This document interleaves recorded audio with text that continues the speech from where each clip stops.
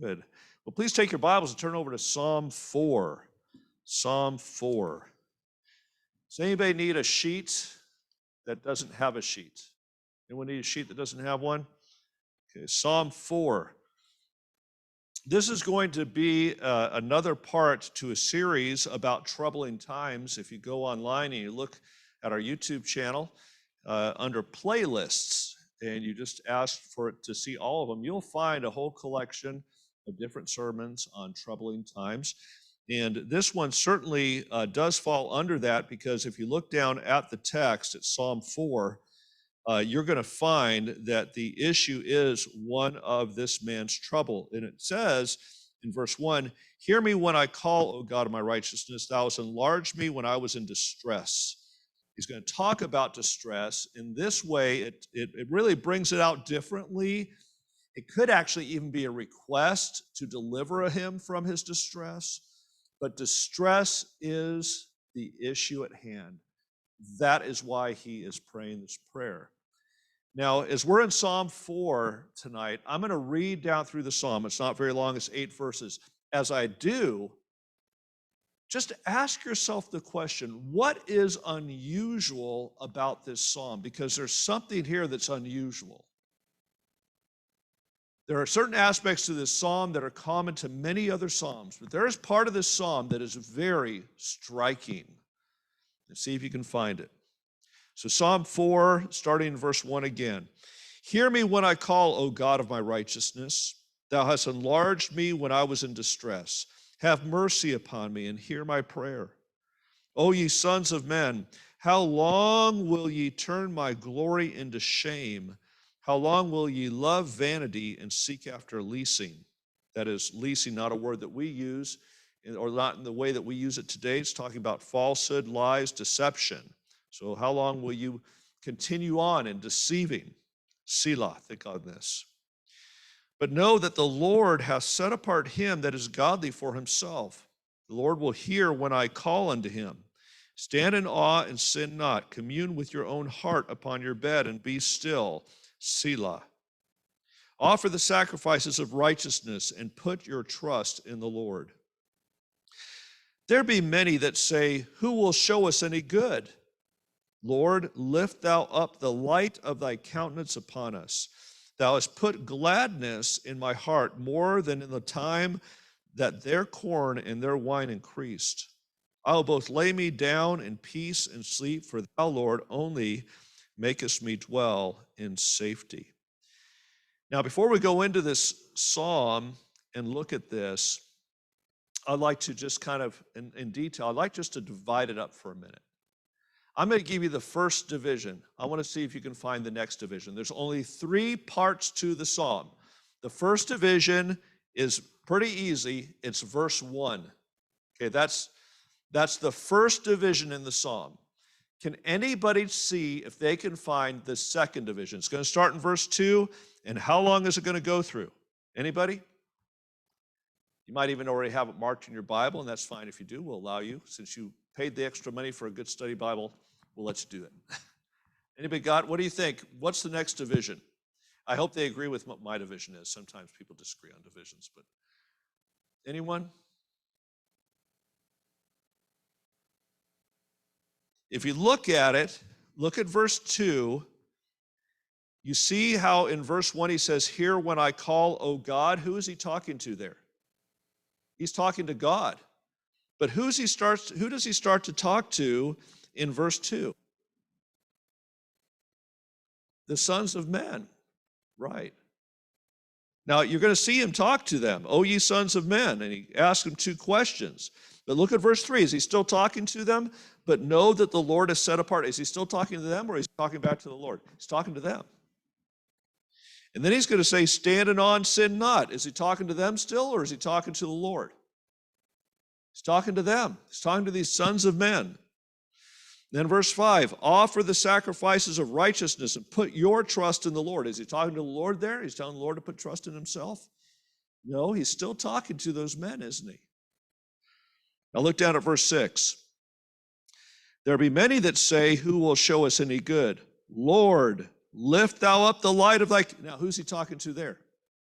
He's talking to God again.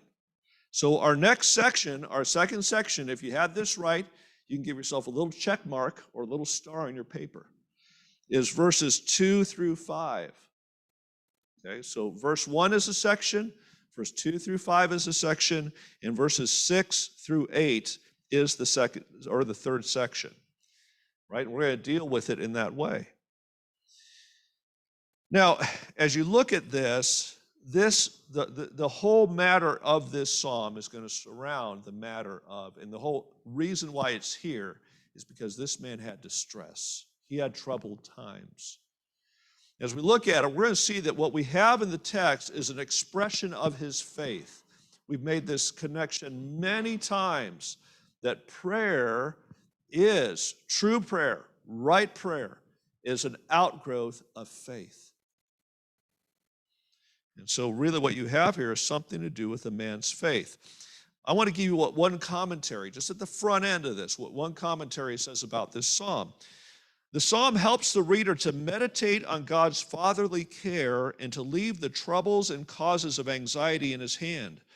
Here the psalmist teaches us that in our walk with God, he can bring us to the point where we can sleep without fear. Did you see the matter of sleep in the text?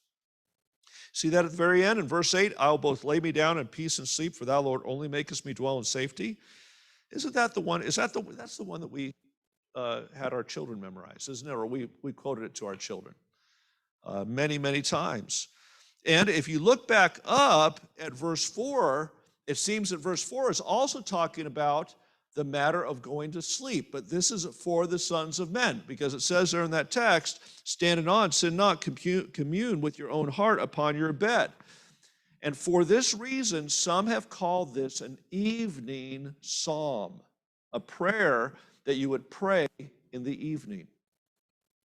Now, that's the only reason why, is because you have that context. Also, some believe that the morning psalm is found just prior to this. And no doubt, chapter or Psalm 3 is a morning psalm. But I'm not necessarily going to put those together, but many call this a morning psalm. But in this, whatever it is, you definitely have a reaction to distress, and it's a reaction of faith. So what you have in the text is you have a man's faith response to troubles. And from that, I would like to just take some exhortations from it as an example, but from the example, take exhortations for us, how to respond, how to have our faith respond when we are in distress, when we are in troubled times. So the first one is simply this, very first point, seek God in prayer. Seek God in prayer. It says, hear me when I call, O God of my righteousness. Thou hast enlarged me when I was in distress. Have mercy upon me and hear my prayer. Distress. What is distress? If you look at your paper, it's this. It is a divine incitement. It's a divine incitement to prayer. That's what distress is. If we could just make that little adjustment to any time trouble comes, sorrow comes, suffering comes, when we are in distress, if we could just say, God has a purpose in this, at least in this, to draw me to seek him, it would radically change us. If just right away, I have someone in my home that's very good at this, just right away, boom, let's go to prayer. We've enjoyed 29 years together. She's a blessing to me in that way. Just distress comes, trouble comes, first thought, we need to seek God. It is a divine incitement. Do you know what the idea of incite is? We're not talking from the negative to incite to anger. Incite means to move into action. So distress comes, it's the hand of God trying to move us to prayer. Now, how would you respond to this statement? Any and every crisis is intended by God to drive us to him in prayer. How would you respond to that? How has been your own personal? Let's make this on a real personal, make a personal application of this. How quick are you to go to the Lord in prayer. Or maybe it's just at the point of thinking about it. Do you think and do you recognize that God has a purpose in that? We should all be praying more. We just dealt with prayer, right, on Sunday morning. I believe that we should all be praying more.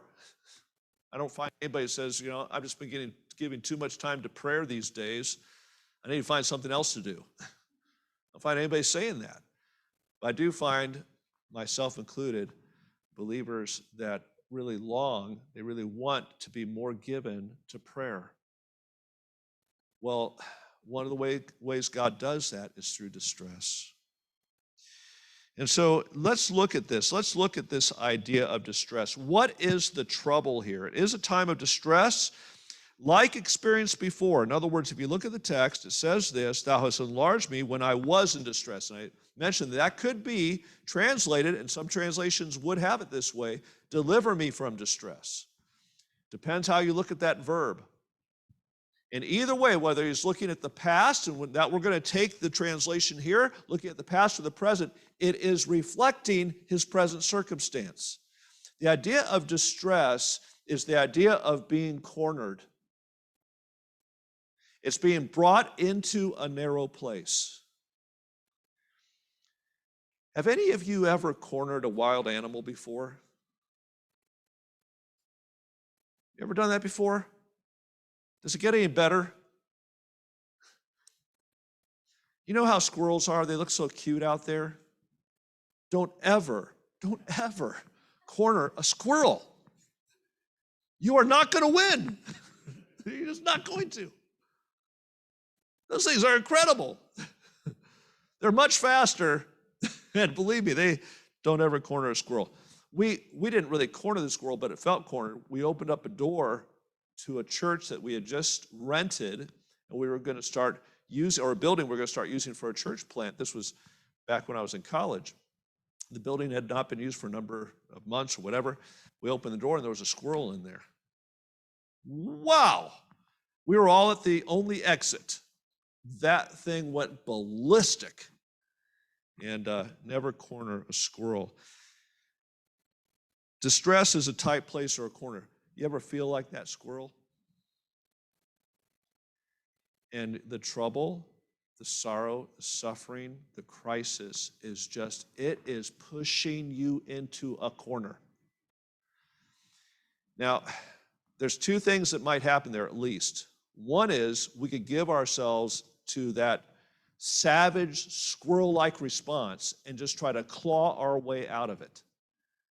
How many times, isn't that the way that we respond so many times? Or we give ourselves to God's purpose. I really see it as something that we could either respond, recoil in fear, or respond in the flesh, or call out to God. We could collapse in despair and discouragement, or we could go to the Lord and pray in faith. Well, what was the cause? In verse 2, it is the hands of the sons of men. If you look at verse 2, it says, "O ye sons of men." They are in this case, they are the cause of this. Look at what they're using in verse 2. They're using, it says, how long will ye turn my glory into shame? They're using dishonor. In verse 2c, how long will you love vanity? That is empty words. What kind of empty words? I already mentioned seek after leasing or deception. Empty words of deception. Obviously, in this case, in this situation, the exact illustration, the exact distress that brought this psalmist to pray is he had a group of people against him, dishonoring him, cutting his reputation. Most likely, if you look even at the top, a Psalm of David, it is trying to remove his position as king or defame him as king, take away his power as king, is a total dishonor to him. But I do think we need to say this. Though it's the hands of men in this text, we all know that distress can be anything. Right? You have this in 1 Corinthians 69, "For a great door and effectual is open on me, and there are many adversaries." It could be many, multiple. The agents of distress in our lives have a myriad of faces, And even some of those faces are the faces of the demonic hosts. We can't even see them. But it says in Ephesians 6:12, we do not wrestle against what? Flesh and blood. But we wrestle. There are times, and not every time by any means, not every time, but there are times when you just really have a good sense that there is something that is magnifying this beyond the norm. In your own heart or in the situation itself, I would say this, that if you see something that is extraordinary and that is seeking to use deception or despair or discouragement and these kinds of things, but the end of it is destruction of believers, either yourself or others or several people, then it very well may be that you are looking at another enemy, in addition to the instruments that are being used. And no doubt we know that sometimes it's circumstance, and sometimes our flesh rises up against that, and sometimes it's a matter that not only our flesh, but there is something there massaging that in our heart and mind that really seems unnatural. So we do have this cause, and the cause really is just multiple. But there's this intensification in the text. Look down at verse 6a. There be many that say, who will show us any good? I see that as an incredible intensification. It's in the next section. We're going to link it up with what's in there. But here it is. Have you ever had this happen before? You're in the midst of distress. You're being backed into a corner. You feel that either it's going to be flight, or it's going to be fear, or it's going to be flesh, or you know it can be faith. And while that's happening, you have others, well-intentioned even, that are saying things contrary to solid scriptural, spiritual counsel. Why do they do that? You know why they do it? Especially because many times they love you. And they just want the suffering to be removed. They just want to find, just like you do, they're thinking the same path. They're thinking the path of what man sees, and they want to help you get out of it, right? It's like this. Jesus began to show unto his disciples how he must go into Jerusalem and suffer many things of the elders and chief priests and scribes and be killed and raised again the third day. Then one of his close companions, obviously concerned for Jesus, he loves Jesus, Peter. He comes and he says, be it far from thee, Lord, this shall not be unto thee. With good intention he said that. I don't think Peter said that with bad intention. In other words, I don't think that he was trying to somehow trick and deceive Jesus or hurt Jesus in his mission by the Father. But even if said out of care, the reality is Jesus says this regarding him. He says, get behind me, Satan, thou art an offense unto me. Satan, he calls him that. Whether that's that evil spiritual being was there working through Peter, or that he was a Satan, he was an adversary to his cause. Sometimes we have people around us, they hear about what we're going through, and they just are like, oh, and they just want to commiserate with us. And when you're done with it, you really find yourself more self-focused, more discouraged, more in despair, and just really trying to find the quick way out. That can be a real intensification. And then there's this potential personal impact.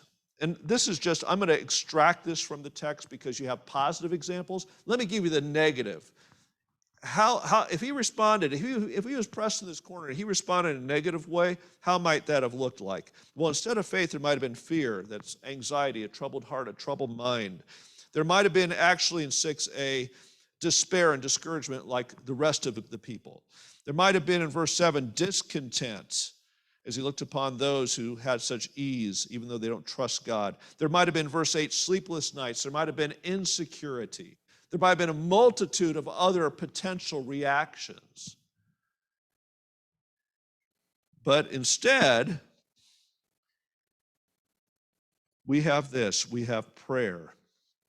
So if distress is a divine incitement to prayer, what is prayer? Prayer is, and this is your notes, subletter B, a faith response to distress. A faith response to distress. Well, first of all, let's just note this. It's based on God's character. Verse 1, it's based on God's character. He says this, hear me when I call, O God of my righteousness. One commentator says this, the phrase God of my righteousness is even more steadying by its appeal to the God's character as upholder of justice and to his covenant by which he is the protector of his own. Isn't this true? If you go through the Psalms, have you noticed in the prayers of the psalmists that over and over and over again, they're reciting in their prayer back to God who he is? Have you noticed this? Just recently, I've been reading through, I read usually one psalm a day, unless I get to like one of the longer ones, in addition to my other places in my reading. I've done that for some time because it really, there's a heart language in the Psalms. So I'm reading right now back in Exodus. I read a portion in the Gospels because I want to be reading about Jesus Christ on a continual basis.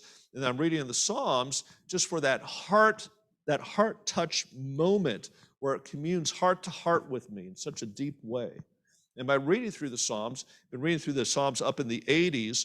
Listen to this. This is just an example. I'm going to read some just out of Psalm 86. You don't need to turn to it. Just listen to 3 different verses scattered in verse 5, verse 10, and verse 15 of how he in his prayer calls back to who God is. For thou, Lord, art good and ready to forgive and plenteous in mercy unto all them that call upon thee. That was verse 5. Verse 10, for thou art great and dost wondrous things. Thou art God alone. That's verse 10. The first one was verse 5, I'm sorry. Now verse 15, but thou, O Lord, art a God full of compassion and gracious, long-suffering and plenteous in mercy and truth. Do you see how he does that? It's based on God's character. But then secondly, it's built up. It's built up. This is subpoint 2 there. It's built up by experience. And we are going to take the King James translation. It has credibility to it. We're going to take it. Hear me when I call, O God of my righteousness. Thou hast enlarged me when I was in distress. If you take those different parentheses out, thou hast enlarged me in distress. Let me ask a question. How much has God done for you over your Christian experience? I mean, how much has he done? Yeah, but how much have we forgotten? How much have we forgotten? Do you know the wealth of faith-building material is in what God has already done for us? You know how solid that is? There's no question, because in all of our experience, you've been saved 20 years, 30 years, whatever it is, 10 years, 5 years, in all of our experience, there have been time and time and time again where God has shown himself absolutely faithful to who he is, to what he does, and to what he promises. So much so that there is no doubt, if you could somehow bring that experience together, that his word is absolute, that he's trustworthy, that he does hear and answer prayer, that he does intervene in our lives in times of distress, and how he does that. If we could just bring that together in our hearts and minds, but we forget. Listen to this. Moses said unto the people, remember this day in which ye came out of Egypt, out of the house of bondage. For by the strength of the hand of the Lord, brought you out from this place. Now, over in Deuteronomy 7, thou shalt not be afraid of them. Now they're going in. Okay, here we have earlier on, just after deliverance out of Egypt, now later on when they need to remember. Thou shalt not be afraid of them, but shalt remember what the Lord thy God did unto Pharaoh and all Egypt. The great temptations which thine eyes saw, and the signs and the wonders and the mighty hand and the stretched out arm, whereby the Lord thy God brought thee out, so shalt thou, the Lord thy God, do unto all the people of whom thou art afraid. They were afraid. They were in the corner. They were fearful. The thing that could build them up was their previous experience. If they would just lock onto that. And so it is for us as well.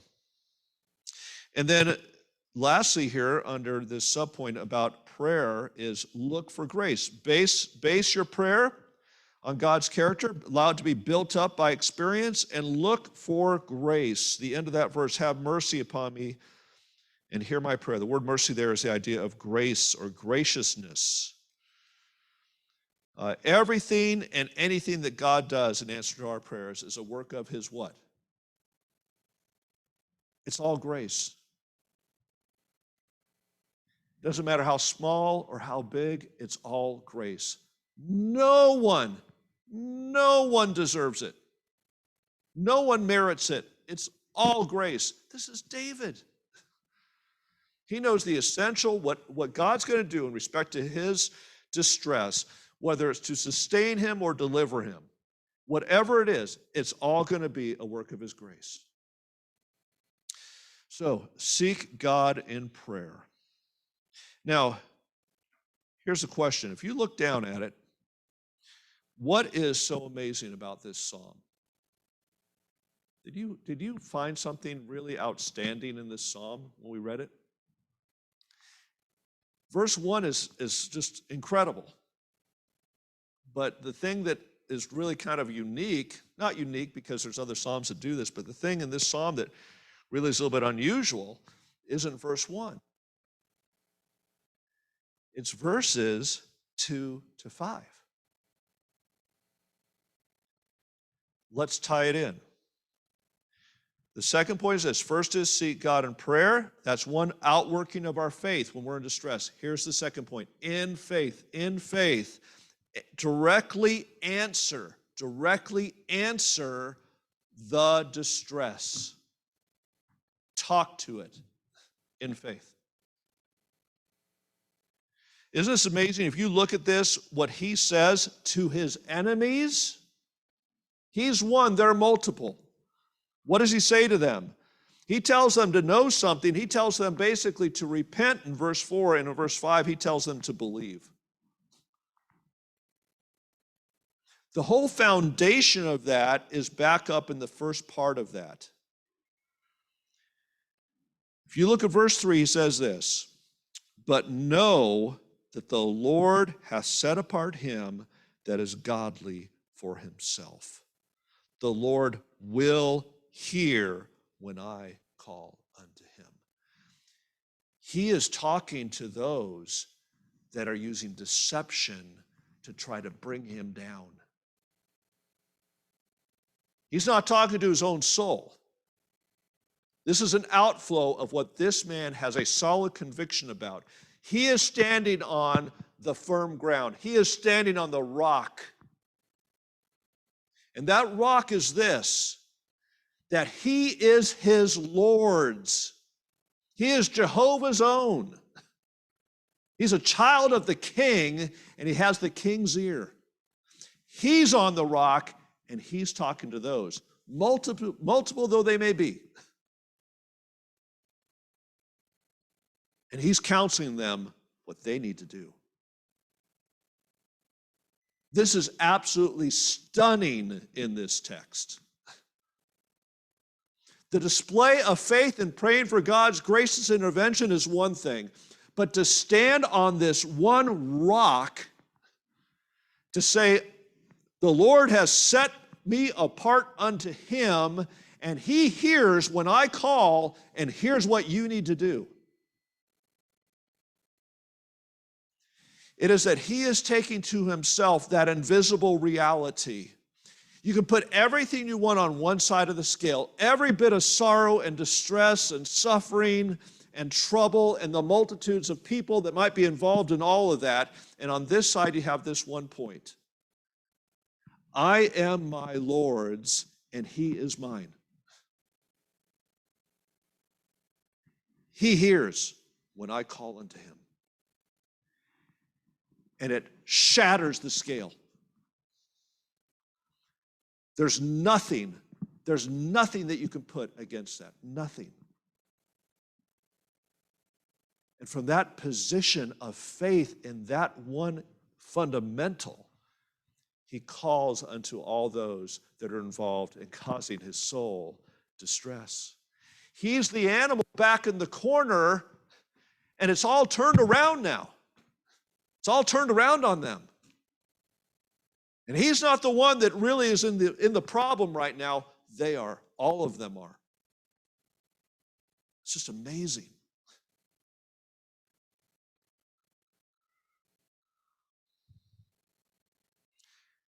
Have you ever in faith, maybe in your heart, not necessarily out loud, maybe out loud, have you ever in faith really taken your faith, counted upon this, that you are your Lord's?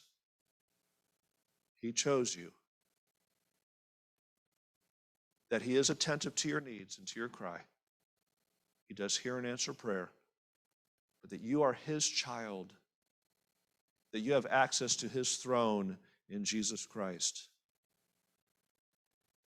Have you ever taken that and from the position of that rock spoken to your suffering? Maybe you even could do it out loud.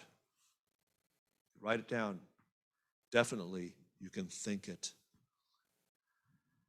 Words against the suffering from that position bring the suffering to its right place.